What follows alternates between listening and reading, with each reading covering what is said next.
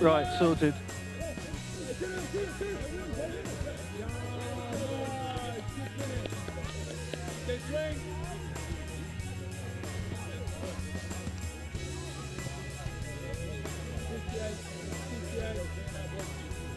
Big area for us,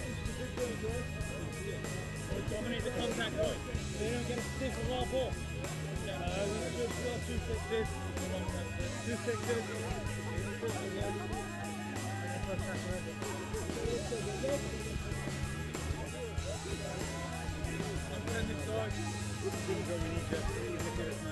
Welcome back. Here we are at St George's Park in sunny Staffordshire. Well, it's not quite sunny, but at least it's not raining right now as we look ahead to the third tranche of games on day one of this International Rugby Sevens tournament. 2 very interesting rounds thus far. I have to apologise right now and say we got the scoreline wrong at the end of the the GB women against France women. France were, in fact, the victors of that one. So apologies for that, but we'll do our best to make sure our abacus is in better control for the next round.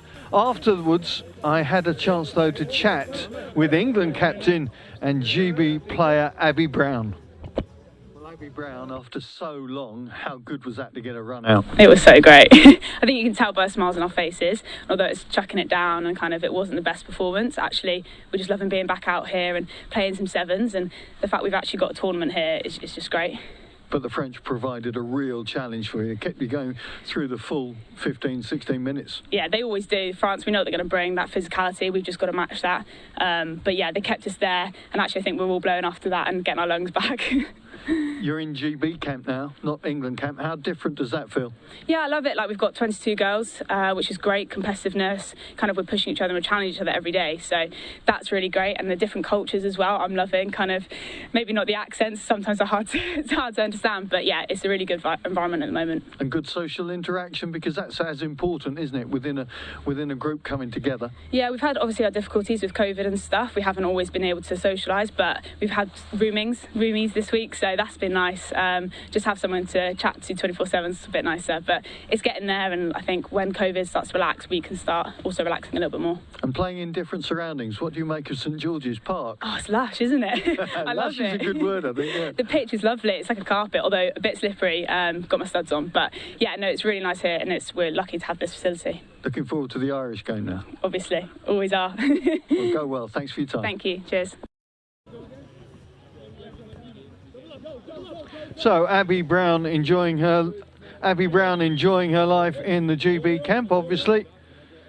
But first up, we're going to move to the other GB side, the men's side, as they set up against the USA Eagles in what should be a big physical encounter. Let's take a look at the 2 teams, starting with the GB starting 7 there.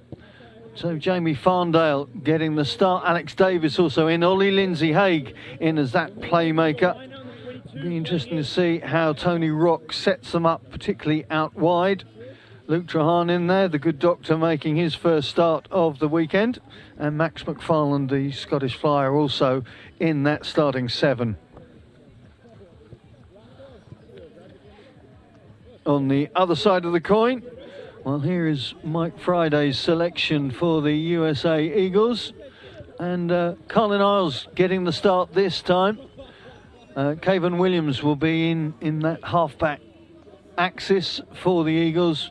And those youngsters, Joe Schroeder, Harley Wheeler, getting good game time now for Friday. And that was a key issue for him, to make sure these guys returned to the USA with a lot more experience of the way that international sevens is played. I'm Simon Ward, alongside me Rob Vickerman, former England sevens captain.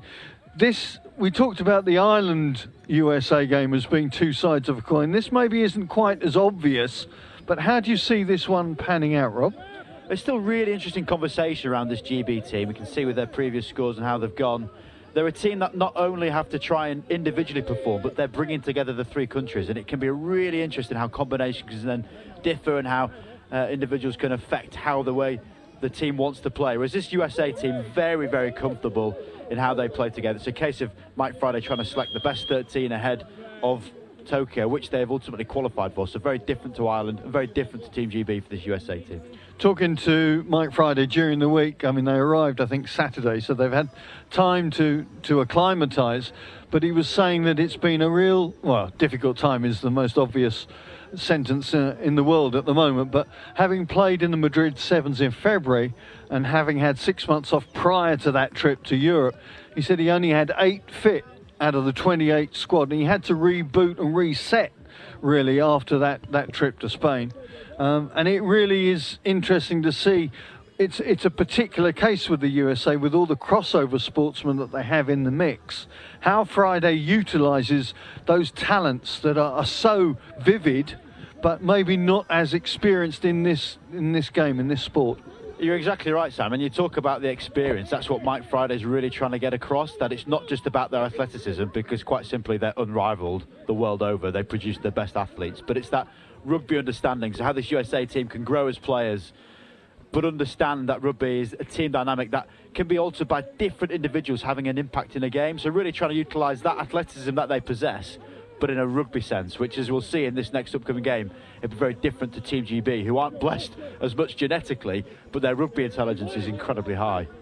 It will also be a very interesting battle between two people who know themselves very well.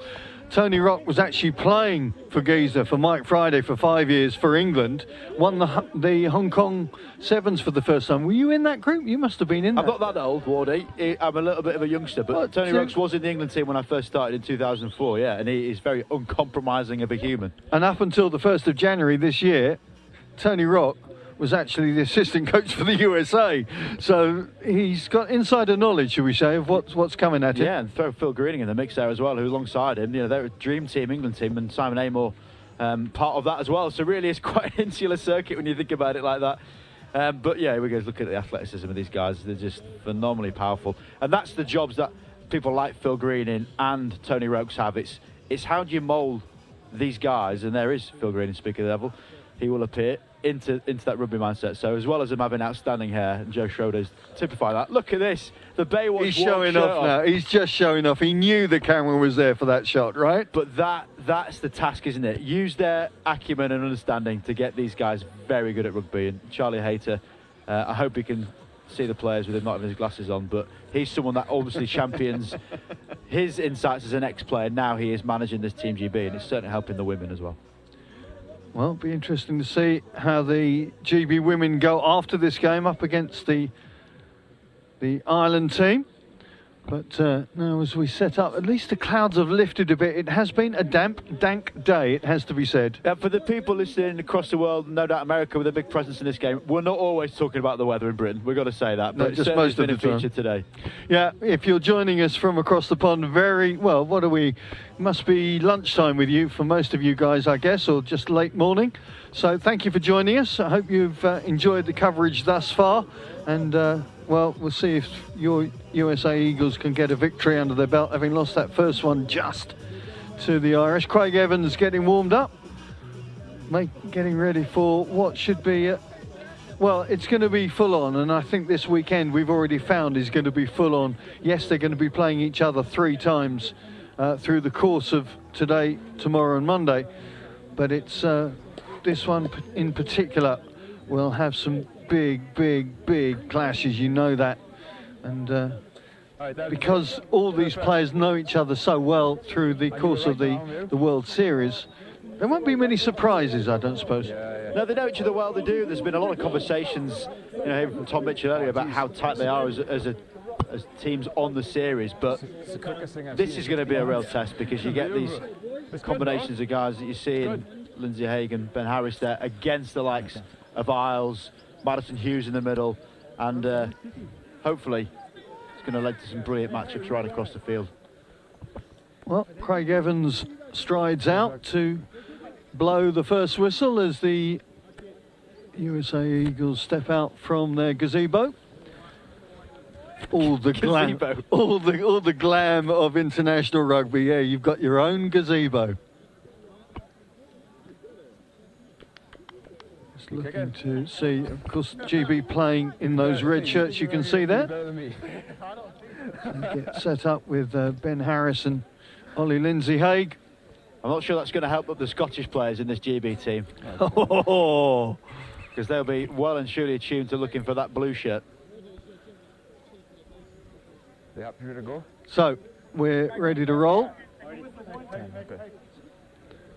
Just looking to check numbers. Perfect. As GB ready? Neymar Fualau is going to get that first kick. Good to see him back on the park. Did his ACL in that Vancouver leg not so long ago. Fine. Kick sort of working its way over onto the near side, maybe not to plan, but GB go quickly. Knock on the touch, play on. Lindsay Haig just keeping his width. That little pop ball to Alex Davis.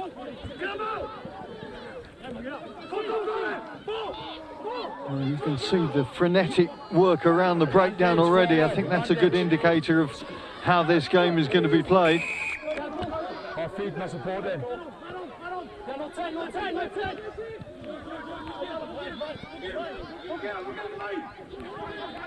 Going round the corner out to Ben Harris. Ben Harris driving up. Trahan. Trahan comes round to make the extra man, throws the rainbow pass out to Davis. No pot of gold there, or is there? Oh yes, there is. Alex Davis evades the tackler and gets the first 5-pointer. Oh, to see the contrasting styles on offer here. The USA looking to absolutely manhandle this GB team. But Davis has just won that physical battle on this left-hand side. The bridge pass, as you mentioned, beating the defenders, giving the one-on-one. And as Davis took on Isles, there's only ever going to be one winner there. He might be the fastest man in world rugby, but you've got to make your tackles. That stand-up just got him off balance. Didn't chase his feet like every single youngster the world over knows. You can't tackle up with your hands. You need to get nice and close. Davis, that's a great finish to boost his confidence early. Well, Davis, of course, will need no reminding that he had to miss out on Rio through injury. But showing Tony Rock, Charlie Hayter and co exactly what he's about and what he offers.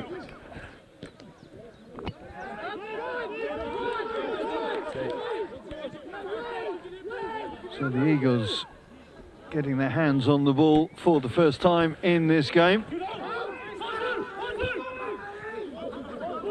Good clearance. Schroeder to Williams. Trying to keep that ball moving as quickly as possible. Left in form, play on.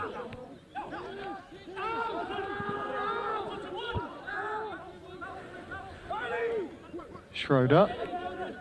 Williams out to Isles. Now Isles' first real chance.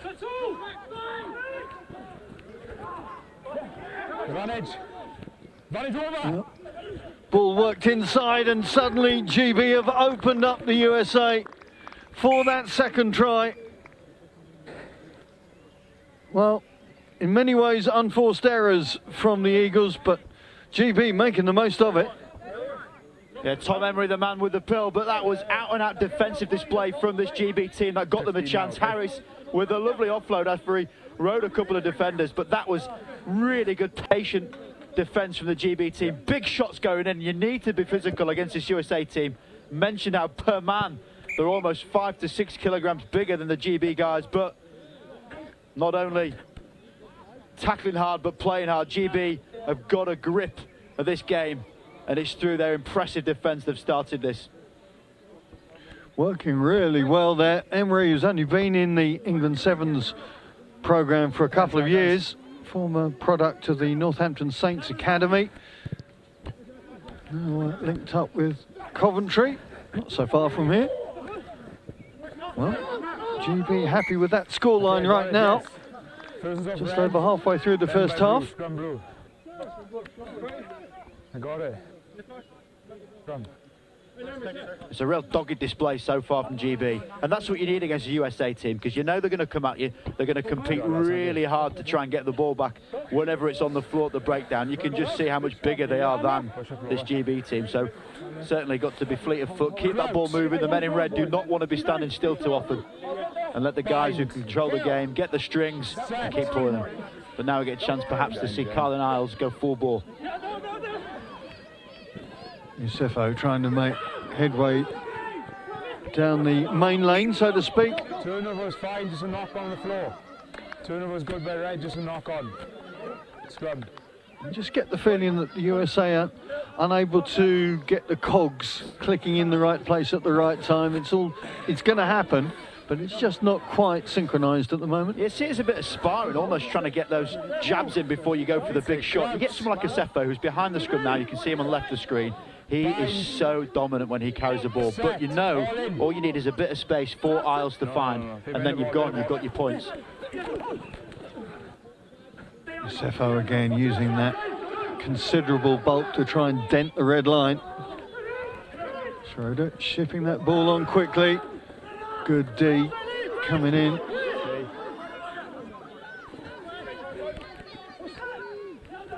Yusefo out to Williams. Isles. Good tackling. No, it's not on the neck.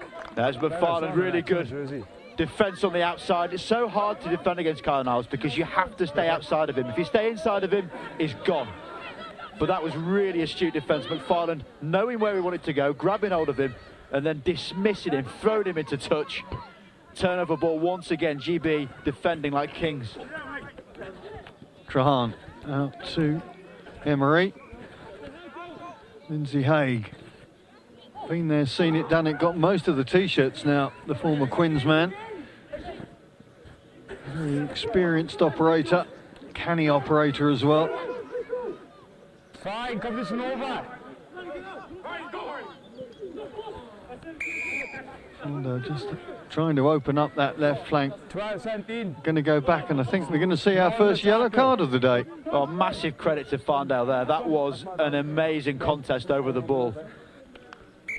It's Fualo, who I think is going to sit out the next little while. 2 minutes on the sidelines for the 10 seconds. the newbie. Yeah, and as you can see, with Brown now walking towards that scrum, ends up 3 on 2 in the back. So take a look at this, great shot here. 3 GB backs against 2 of the USA guys. Luckily, they do have the fastest man in World Rugby on their team. Half-time hooter has gone. RGB going to have the final say. Oh, lovely step from Emery, but Isles comes back to get him. Penalty still though for GB. Quick tap and go. Tran moving it out. Farndale straightens things up. And the Scot goes over for the 3rd try for GB. Making the most of that sin bin. Half-time now. And brilliant to say it is Farndale that scored it, because I said before, his contest over the ball against Schroeder, who is an absolute man mountain, has been replayed aplenty as he gets the score to really give GB a handsome lead. Still against 6 men, which helps. And for another minute and a half, it will be the same. Well, the last kick of the game is the successful conversion from Tom Emery. So it's all been good as far as GB are concerned. Mike Friday, well, he may be looking to change a few things in the second half, particularly with the game management, perhaps. Okay. This is how the scoring really started, with Alex Davis swatting off Carlin Isles. No respect for the USA speedster there, and Davis with a very good finish. I happily champion any opportunity to see Alex Davis going well on the rugby field. Impressive human being, wonderful person, and that's great footwork to get on the outside of Isles as he flies around. He's been relishing it, been back at his spiritual home of Loughborough, and it's showing. And this time Emery pulling the strings, and Ben Harris, big, strong guy, carries and off the back to the man that gave him the ball. This GB team really are looking strong here. Conversely, the USA looking a little bit ring rusty. Defensively not making their hits, losing the ball in attack. And that's why we're looking at a scoreline as we are. A really dominant display by Team GB in that first half. That was the second try. Well, just see it again from that back camera. Then, well, what turned out to be an important event was this yellow card.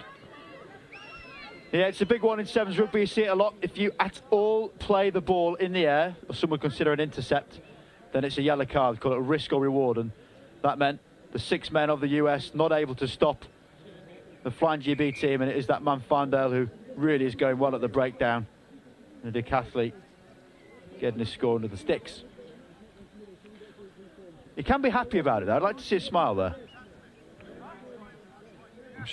I'm sure if they stay in command on this scoreline, we may get a smile out of Jamie Farndale. Such an impressive athlete, let alone rugby player, isn't he? He really is one of those rugby athletes that luckily we have in the world of sevens. So, what have the coaches said at the break? Do things change from either perspective? USA ready? Looking to see, don't seem to be many, if any, substitutions. USA still a man down for the next minute or so. Luke Trahan, the good doctor, back in the building for the GB. Ben Harris with the slap down, but it works for the USA. Williams. Isles tries to get that offload in and does so. Harley Wheeler. Good tackle coming across from the Welshman. My goodness me, didn't he move there? But the USA still on the front foot. Brown with nowhere to go, but just biding his time. Not trying to force it. Youssefo finding no way through there. They move it out. Wheeler. Snagged. Harris gets his boot to the ball. It's gone loose. It's gone to GB, but there was a knock forward that's going to give the put in to the USA. The thing that will be pleasing Tony Rock the most is this defensive line. So set. The one-on-ones have been hit. And clearly he knows what this USA team can do, having worked with them for a number of years, but they're just not been allowed to do it. It's simple. Big men in the middle looking to try and win that collision, and it's just not happening. Team GB, as a squad, looking really strong here. More to come from the sideline, no doubt, as well. Well, coming from the sideline now is Neymar Foralao. He's back on the park, so the USA back to full strength. There he is. Pulled down just short, but the USA really getting some momentum, getting some impetus.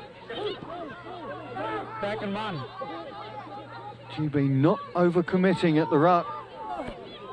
But the straight line is there, and it's Maceo Brown who is the one to break the scoreboard duck for the visitors. Oh, just showing how simple it can be there. One slip in the middle. It was Farndale that lost his footing.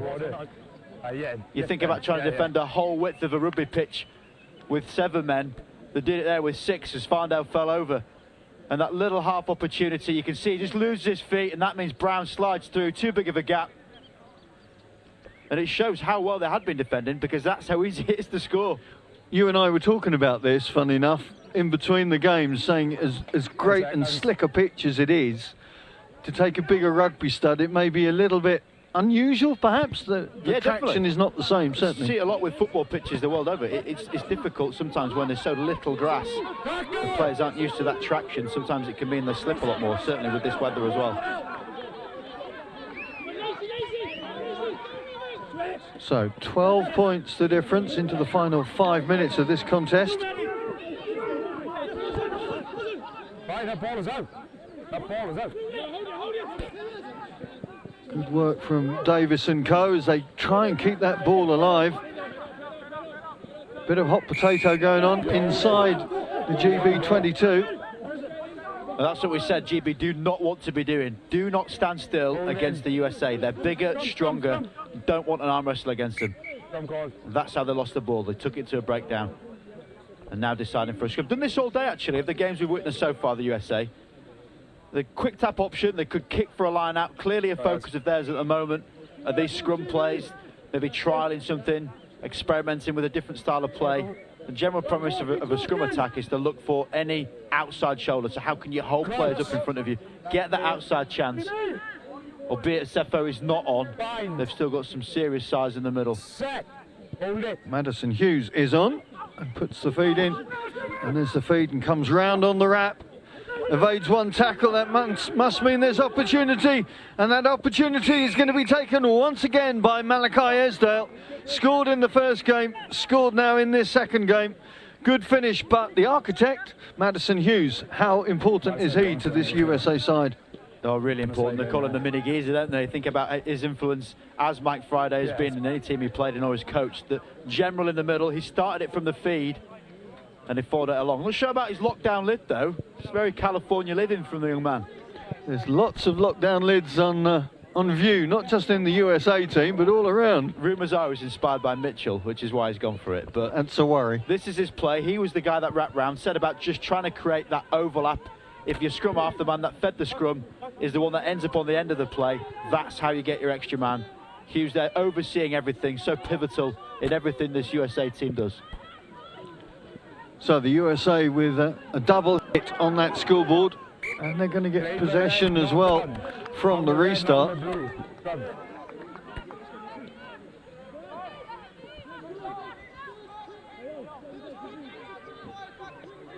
There's a bit of a misnomer in sevens around possession, because ultimately you don't need the ball for long, a la Fiji, to score. They can have the ball for 6 seconds and rack up a couple of tries, but it's about how you're using it. So again, we're going to see here, grade A set-piece ball, Madison Hughes feed it, just keep an eye on where he ends up looping round, because he's trying to create himself as the extra man. He was looking for Crash Ball Charlie coming through. In the end, it came back out to Esdale, who does make some headway into the opposition 22. But unfortunately, from a USA perspective, they give away the penalty. And immediately GB trying to work their way out. The offload is there. That's a lovely offload. And Jamie Farndale is going to get the second score from his own perspective.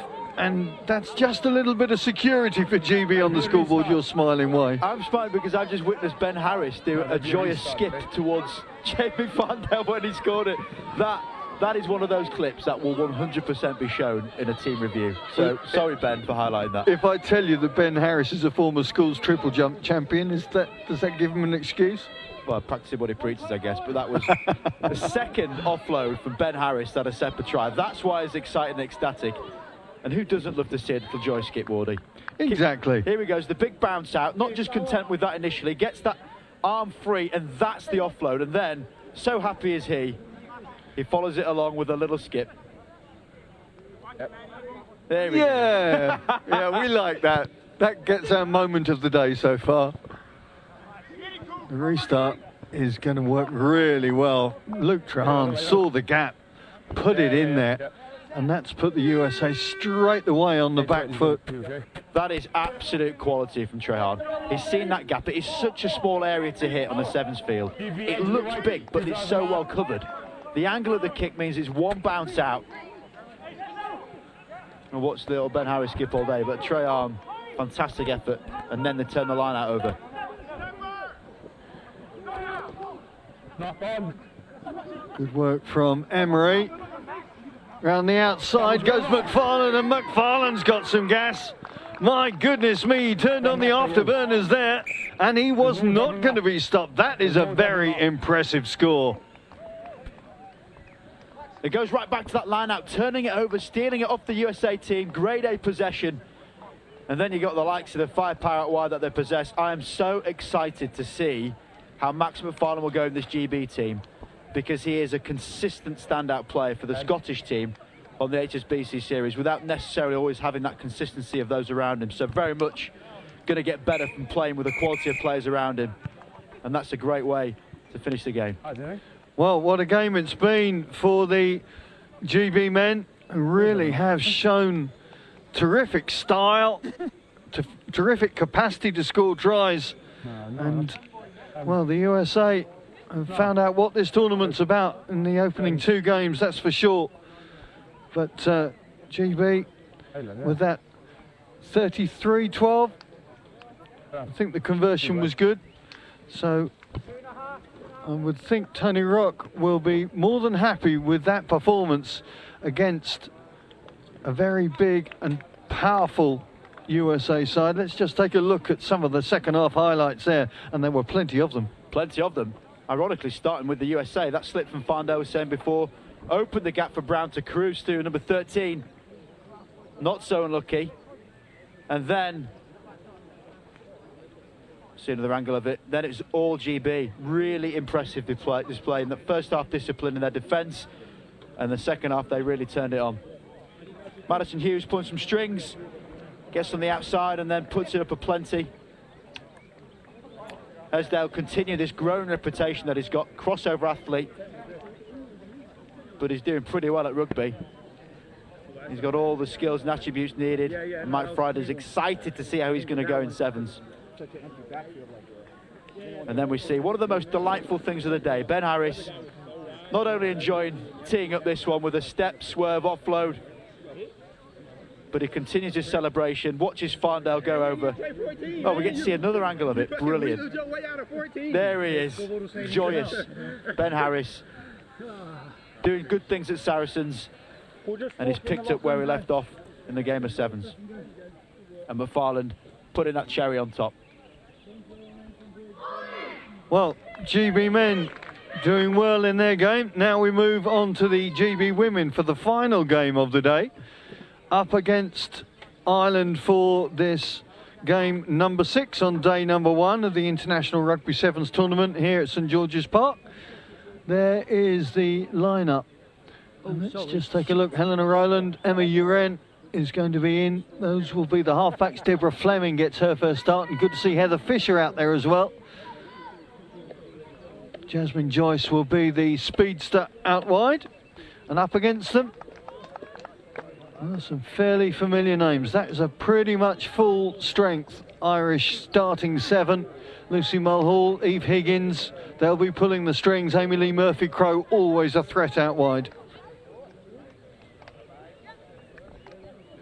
Richard Horton is going to be the man on the whistle as Holly Aitchison gets things underway. Good take from Eve Higgins. Started at 16, came through the pathway, and now really influencing the way that Ireland play their game, both in 7s and 15s. Such a talent she is.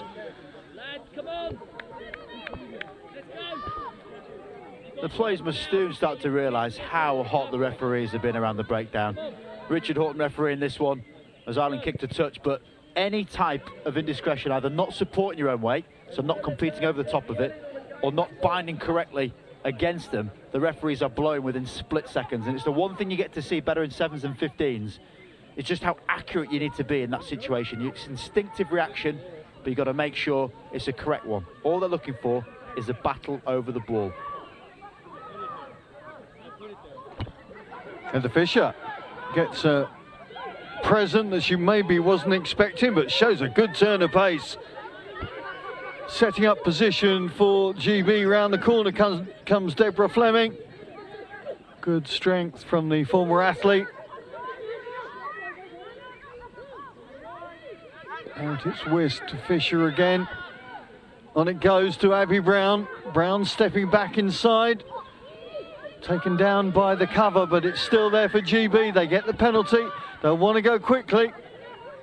Rowland making sure the tempo is up from an early stage. Jazz Joyce goes around one, goes around two, and goes around behind the posts for the first try for the GB side. Absolutely quality from Jazz Joyce in the middle of the field. The way she can stand defenders up and get on the outside. There's few better in women's rugby around the whole world. So fleet of foot. Not the biggest, you can tell by that, the way she runs with the ball, but doesn't need to be. That one thing that is uncoachable is that out-and-out pace, but used correctly can be so lethal. You can see as soon as she gets it, gets on the outside and has the strength and change the ball in her arm to fend the fenders off, not getting anywhere nearer. The bounce out, the ball change, the fend. Great stuff. One of the quartet of ladies in this group that was actually in Rio 5 years ago. So the start is there for Scott Forrest. Now Ireland have to find some way of just settling themselves into this game. They've not been in opposition territory as yet. And the handling error just not helping their cause on that occasion. There's a bit of a theme from the last game the Irish women had. It really was a case of trying to keep the ball in hand as best possible. 3 or 4 against the French, giving that ball away. And it's such a dangerous thing to do anywhere in the field, but specifically in your own 22.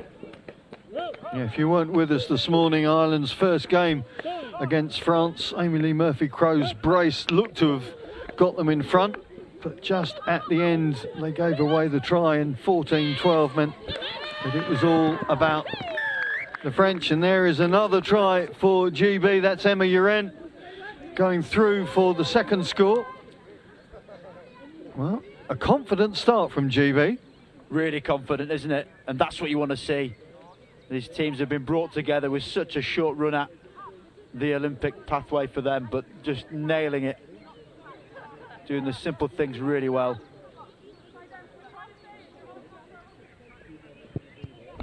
Eleanor Rowland with the conversion, not finding the target this time. Let's just have a look how that one was concocted. As from the scrum again, ball straight out, mid in the 9. Isn't needed, Aitchison in support, but it's about the short line. And Uren has come from miles away to support that, running back at the ball in acres of space. Really good line. Rowland gets it, runs slightly across, and that line back at the ball means she's inside all the way to the line. Uren was thinking about Olympics as a swimmer back when she was 15, but a bout of glandular fever put paid to that aspiration, but now very much in the mix to go to Tokyo with the Rugby Sevens team. And here comes Ireland and their first real foray, Murphy Lee Crowe. Just making sure she gets her hands on the ball. Sorry, Murphy Crowe, I should say. I'm getting my names mixed up. Eve Higgins is going to look for her, and there is the aforementioned Murphy Crowe.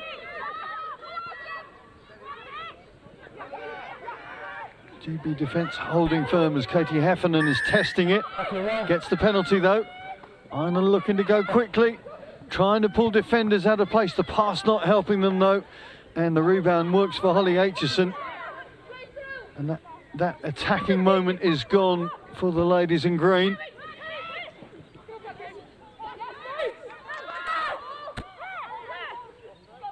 Brown biding her time. Little chip over the top. Murphy Crowe first to react, gets the offload in. Higgins trying to muscle her way through that blue line. Ireland trying to keep that ball alive, just look for an opportunity. Good tackling from Uren. Ball switched out to Brittany Hogan. The kick goes up, the aerial contest. Jazz Joyce isn't interested in competing for it, but it's a penalty to the Irish for that offside call. Mulhall, Lucy Mulhall stretches out to get her team on the scoreboard. That's what a captain's about. Determination, not going to be stopped from that distance. And the bagel is broken for Ireland. And it's good hard running that got them there. A couple of questionable kicks before that from both GB and the Irish team, trying to exploit the space by ball on foot rather than hand, but it was no questions whatsoever about what Mulhall wanted to do. Just get the ball, run hard, and get points for her team. And she's maximised that scoring opportunity with the conversion. So GB, who looked in total command on the scoreboard up until that last play, but the Irish captain has made sure that her team have kept their heads in it. And that's the half-time score. GB leading 12 points to 7.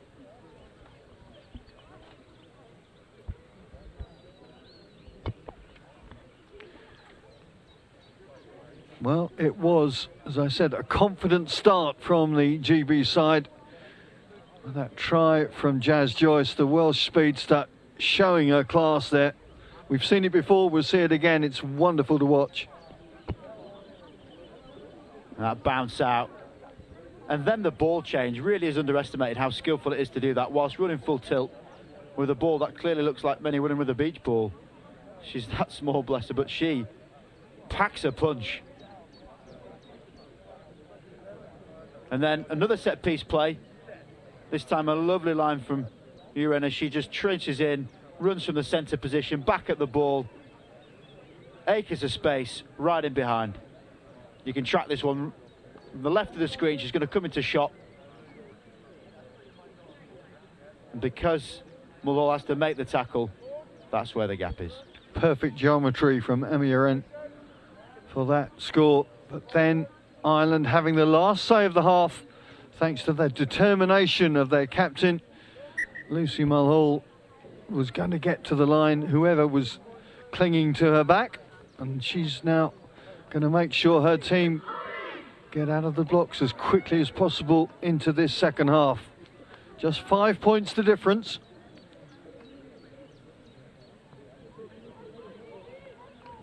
James Rodwell handing out the drinks. Unusual for him. Well, he certainly doesn't buy them. Just look how small they look. It's like miniatures in his hand, though, aren't they? That's the thing. They're actually massive bottles. Rodwell, the assistant coach for this women's setup for GB, on defence as well as restarts.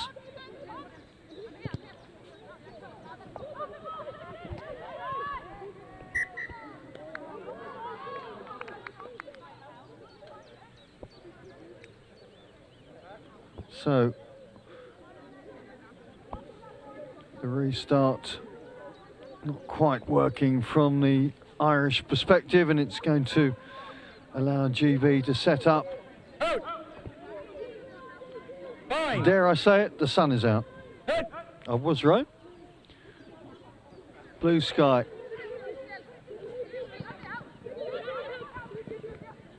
A quick release, you're in. Had hamstring surgery at the beginning of last year, so really good to see her up and about and back on the pitch doing what she does best. Entry. Been coaching part-time, I'm told, at London Scottish. There she is. GB working their way back up towards halfway. Abby Brown with a lovely little show and grow. Abby Brown takes the handbrake off and strides over for an individual virtuoso score. Beautiful work from Abby Brown. Sold the dummy once, twice, and then stretched out, and nobody was going to touch her.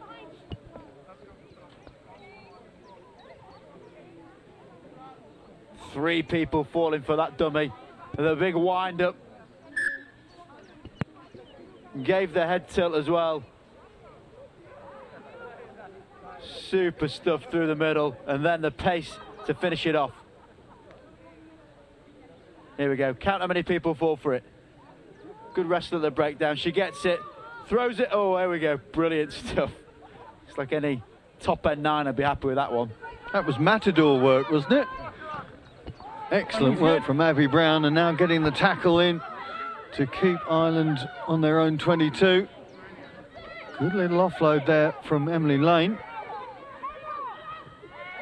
Brittany Hogan doing some hard yards, and now it's released into the backs with Katie Fitzhenry.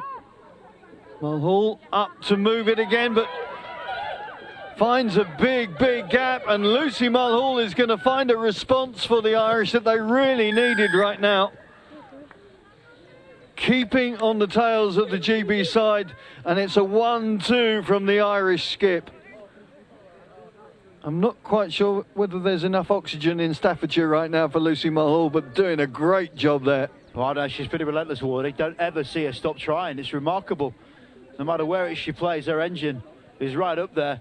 And again, another little bit of deception. Ball in the hand, 2 people falling for it, and then acres of space.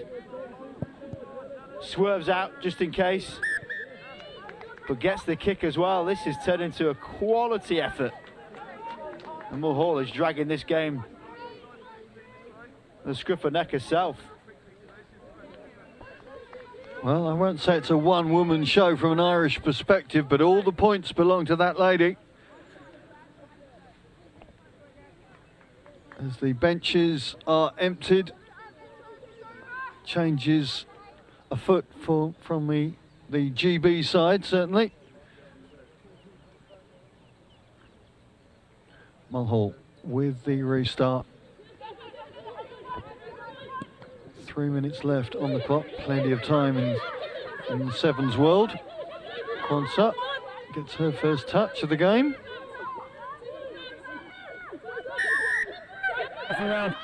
Illegal contesting at the ruck, according to referee Horton, and it's Abby Brown again. Well, she did it down the left-hand side, now she's done it down the right. And Abby Brown scores a very impressive 1-2 for the GB to just push them a little bit further ahead once again. That's fantastic from Abby Brown, right in front of the GB men, applauding on. 60 metres out, the hitch kick on the outside. And off she goes. Really good finish.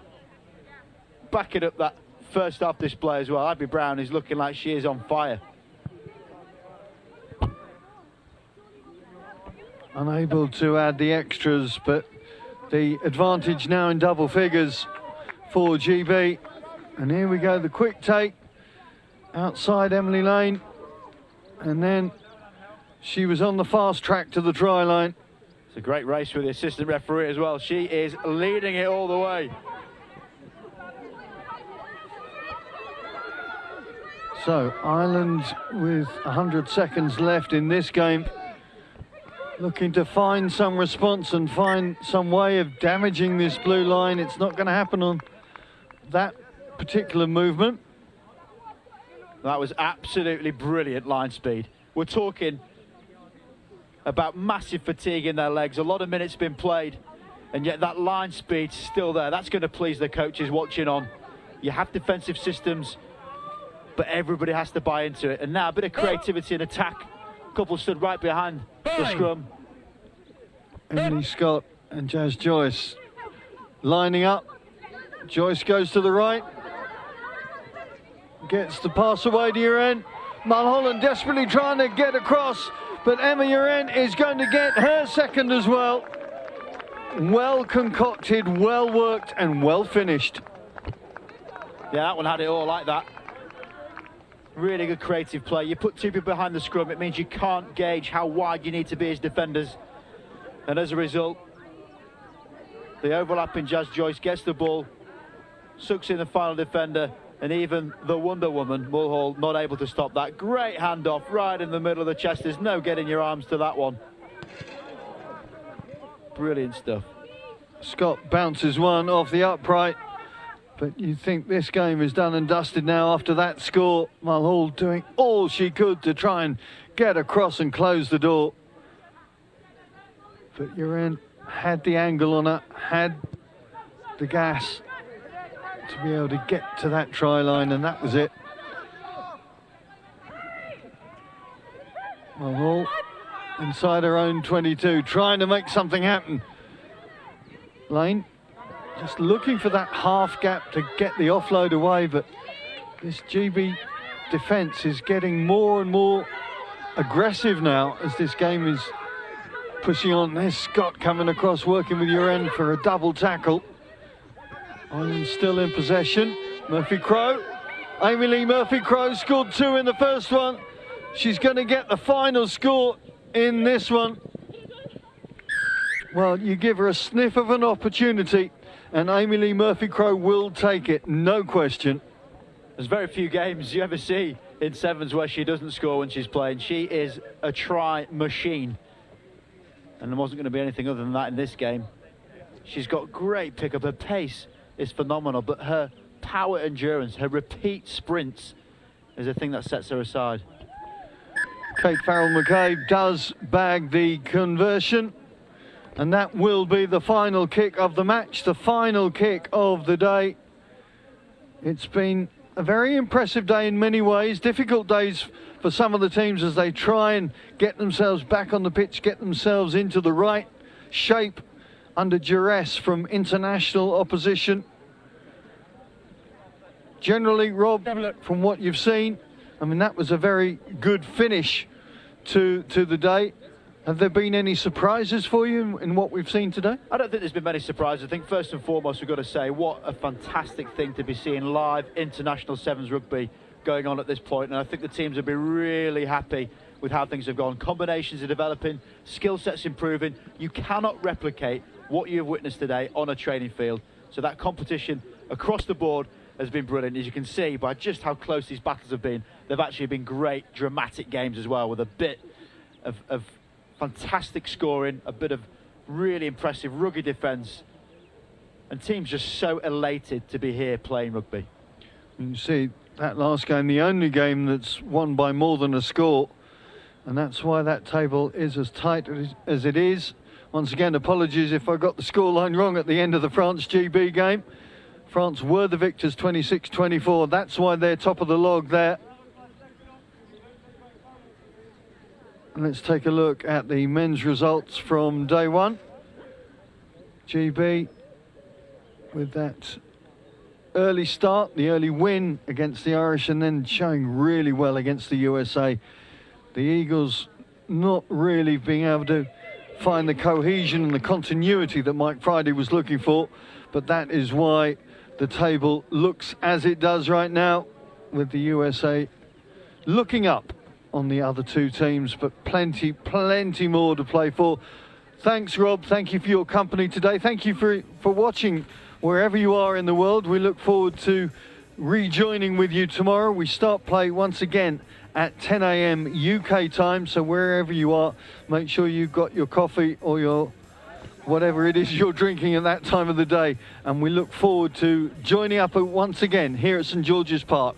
From me, Simon Ward, it's good night for now.